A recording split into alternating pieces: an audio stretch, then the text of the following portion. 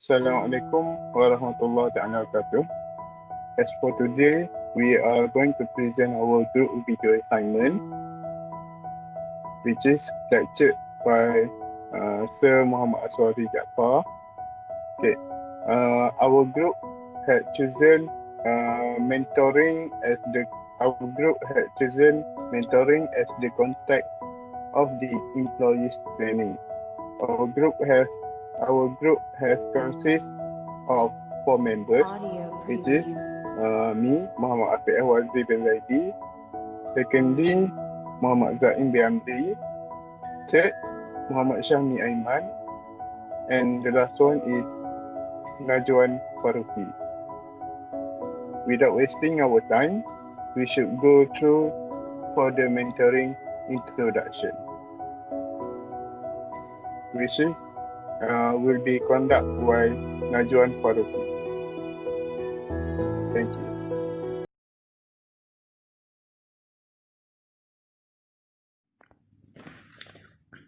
Mentoring, personal development. What is it? This guide explains how to gain development value from having a mentor or indeed being a mentor to someone. Mentoring is when an individual shares their experience, skills and knowledge of a specific business activity or knowledge of a specific industry in order to help an individual. Number 1. Develop their career plans. A mentor can guide his subordinate from the beginning of his career step by step to achieve the highest target. Number 2.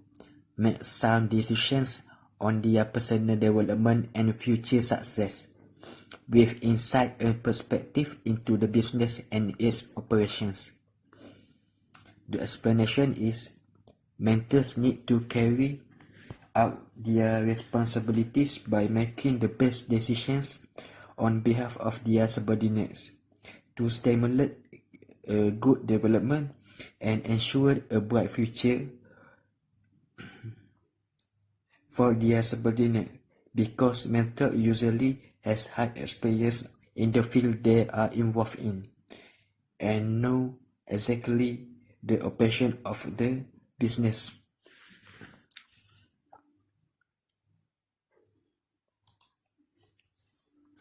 Why use it? An individual can normally gain high quality development from a mentoring relationship by, number 1, receiving advice and help with career advancement. The explanation is the mentor are more experienced compared to their subordinates. Number 2, sponsorship for promotion. The explanation is, if the mentor give their subordinate the promotion for their hard working, the production will increase once again. Number 3, securing challenging assignments. The explanation is, when an individual finds a challenging task, the mentor can help to alleviate the burden of his subordinates by giving guidance to his or her subordinate one by one. Number 4, provision of confident advice and emotional support and guidance. The explanation is, if an individual is not able to satisfy the boss or the manager, as a mentor, he needs to give words of advice and support to his subordinates and is not tired of giving guidance and advice to them. When to use. Best practice guidelines. Number 1, when to use. Effective organizations regard mentoring to be a key strategy in attracting, developing, and retaining talent. It is based on the recognition that excellent performers normally have the potential for further growth. Mentoring will be effectively embedded into an organization philosophy for effective leadership if it encourages the creation of mentoring relationships when an individual's career plans have the need for sponsorship, networking, and career advice, all with other specific support. Number 2. How to use. The mentor assigned to the individual mentee may be selected by a senior leader, HR, or by the individual. Once both parties have agreed to a mentoring relationship, it is helpful to formalize the arrangement to ensure that both parties benefit from the relationships.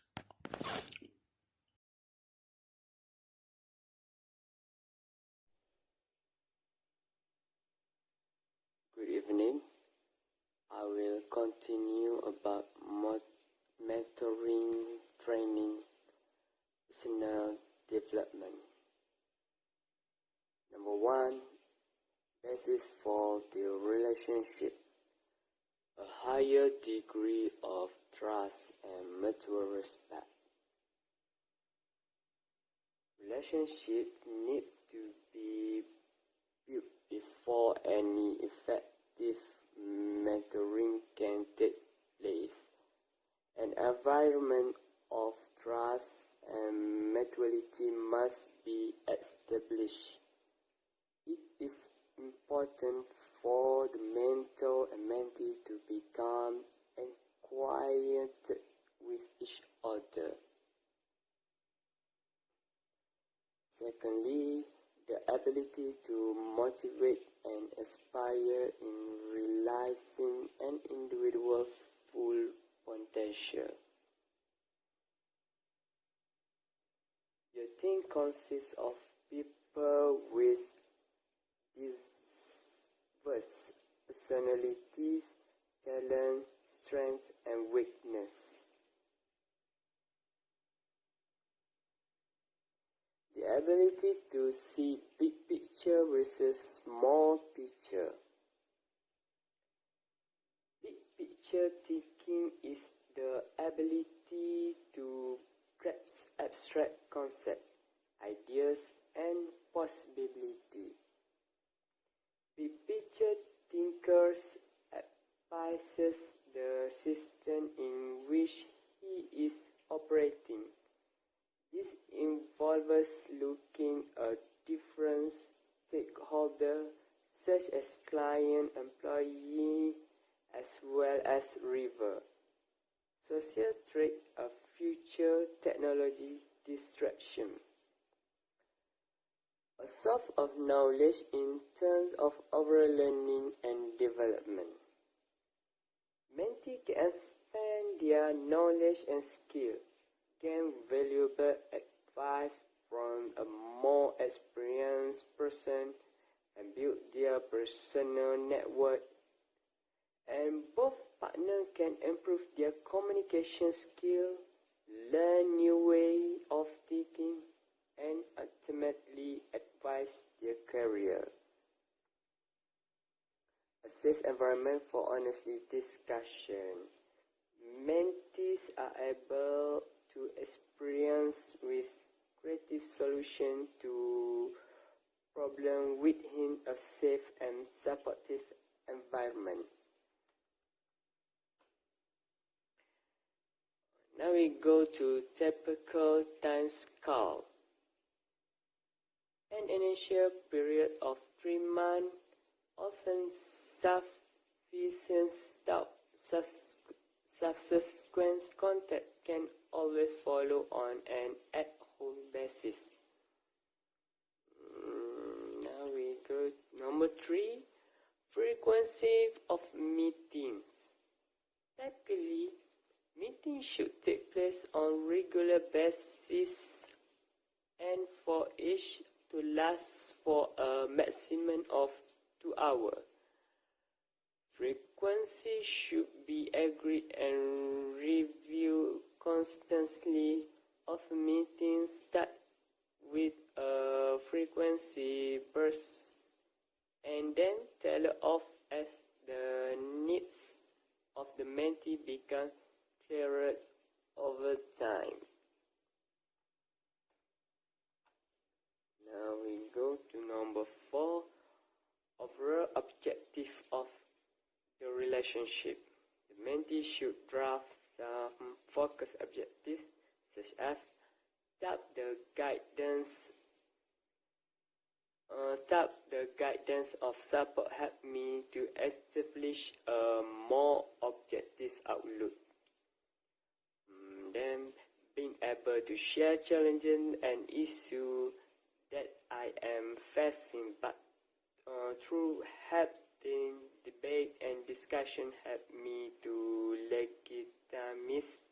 legitimize, then encourage me to explore alternatives. Encourage me to explore alternative options.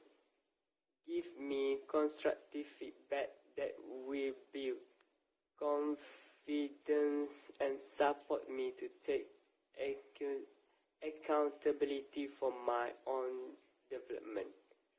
And last, provide a role model for my guidance. The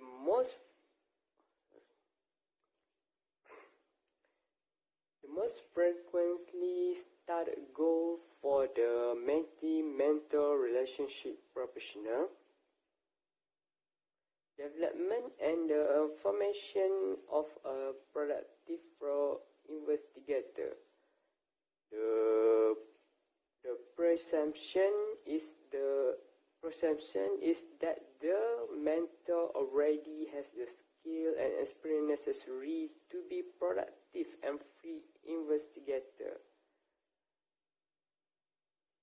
And is the theory capable of helping trainers achieve their own goals? Mentee objectives should reflect and support the objectives set for their mentee. So we continue with the effective mentoring. Do listen often solution lie within the individual. Second, do provide counseling and career planning with insight from your own experience. Third, do act as a source of information on the organization, business, goal, and operation. Next, do share new perspective and idea. Next, do be open to new perspective and learning. Next, do give honest and constructive feedback. Do provide support and encouragement. Do provide feedback on areas such as job performance, relationship, technical information, and role expectation. Do consider timing when giving feedback. Next, effective mentoring. Do not preach. Provide all the answer. Listen without an agenda. Do not draft the relationship. Do not report on progress to the individual line manager. Do not fail to develop a mentoring agreement with your mentee, including goal, development need of the mentee, immediate topic to focus on, first step, method for measuring success, confidentially, how often to meet, length of overall time commitment to each other, communicating between meetings. Next, the ideal mentor. First, competent coach. Second, interested in or is motivated from helping others develop. Third, think differently to the mentee. Example, see the work from a different angle. Next, perform well in their current role. Commitment to personal development. Keen to mentor. Example, sees its value to both the individual and the employer. Next, evaluation. Being able to give specific example of how the mentee has incorporated feedback and advice. Completion of a 360-degree questionnaire at the end of the probationary period to use as a platform if the relationship is to continue. Meet at the end of the relationship to review achievement and evaluate relationship. Next, to fully understand mentorship, evaluation measure will ideally address both mentorship process and mentorship outcome and the system factor that can profoundly shape it. So that's all from me. Thank you.